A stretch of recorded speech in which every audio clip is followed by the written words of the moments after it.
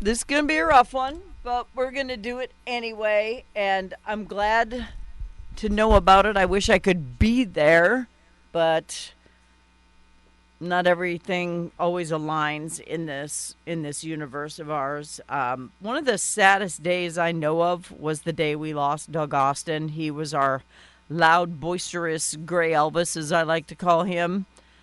His wife, Fran, is on the line. Seniors and Lawmen Together are doing something very special for him July 2nd, and we want to make sure you know about it. Good morning, Fran. Good morning, Fawn. We were always Doug's two F words, weren't we? Yes. Yep. Fawn and Although Fran. he didn't call me Fran very often, except when he was introducing me or something like that, because he called me, "Hey, babe." Yep. He's such a good guy. And I think I think Doug personally kept the Postal Service in business because he mailed out little notes to everybody. And you would not believe how many stamps I found in rolls of stamps in his desk after he was gone. Yeah. So I won't have to buy stamps for a long time. That's good. I mean, at least, he's got a legacy of people, of sending notes to people saying you a measured, what are the words? Measurable. Visible and measurable, and that will be on his bench. Yep. That's what he was. And yes. He was loud. So you can put that on there too. And, that's something should probably be on my headstone. And always visible as long as he could wear that red coat. It got too big for him. It either stretched or he shrunk. But it reached a point where I said, honey, you just can't wear that anymore. Yeah. We lost Doug not long ago. I mean, it's probably been longer than I realized because time just passes so fast. And probably not for you, but for those of us who lose people because... I lost my daddy in 2013. Seems like 5 minutes ago. So it's always too soon to lose someone you love. And Doug was just such a big figure. I mean, he was so important to Seniors and Lawmen Together. I remember when he first approached me for the law enforcement memorial. My gosh, I had just been here. I was a baby. I had just gotten here, and we had the kids on with the poems and the essays and the art. I mean, it was this whole thing, and that was Doug. Yeah. He had a big vision of it. Mm-hmm. And it came to fruition. Yes, it did. That's why it is only fitting that they honor him. Seniors and Lawmen Together on July 2nd are going to dedicate a bench to him. Will you tell people what's going to happen on that day, Franny?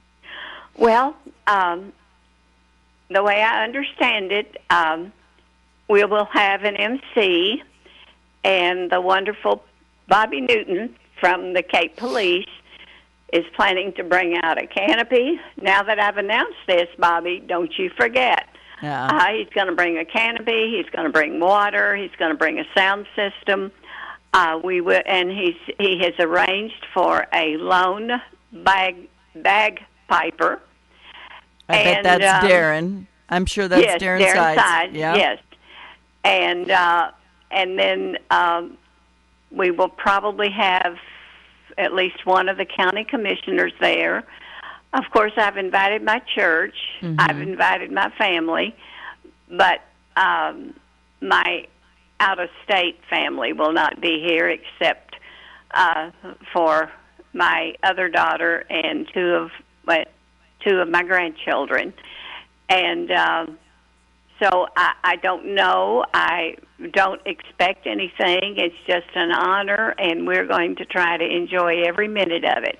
Yeah. And it will be out where the police memorial is. There are 5, I call them obelisks. I don't know if that's the correct term, but where all the names of the fallen officers are. Mm-hmm. It will be out at that end. It will be near Rogers Bench, and it's where they're building that new pavilion, which one of these days we hope will be finished. It's in Cape County Park North. For those of you who don't know, Roger Fields was former assistant chief of police, and we lost him to a stroke and complications shortly after. He was married to my friend Marcia, who has since remarried. But Kings Highway is dedicated to Roger, and I still cry every time I see that sign because Yes. I go to his grave all the time and talk to him because he was such a good friend. And I'll be coming to Doug's bench a lot. As a matter of fact, I'm going to have picnics with Doug and Roger. I'm going to sit by Okay. the benches and just hang out with them because they both meant the world to me. Not as much as Doug did to you, but he was truly family to me. You guys are family to me. I mean, I've known you forever, and this is just perfect. I just whose idea was it to do this? Because it's very fitting. I am not certain the first person that mentioned it, but I do know that when they purchased Roger's bench, they purchased 2 additional ones for just in case. I mean, Salt did not purchase them. The county parks people bought the extra 2, but somebody said, and I don't even know if I was there when it happened because the first thing I knew they were talking about when are we going to do Doug's bench. So I was thrilled beyond measure. I got the boo-boo face. I'm sorry. I just Well, how do you think I feel? I know how you. I don't. I kind of do know how you feel, but not how you feel. It's like everything. It's such a personal thing. Yes, But he would love this so much. he would. He would be so honored because it reminds me of one day there was some event out there near the memorial, and there were probably a dozen officers from the different groups, Cape, Jackson, Sheriff. I was the MC for that. Okay, do you remember what it was? Yeah, it was for the law enforcement memorial, and it was just a gathering to introduce the whole memorial that's there. Okay. Yeah, so Well- that was the event with Tony Artati and Mike Massey. We've lost Tony since then too, but yeah, that's what it was. Well, I'm glad you remember more details than I. My I was main there.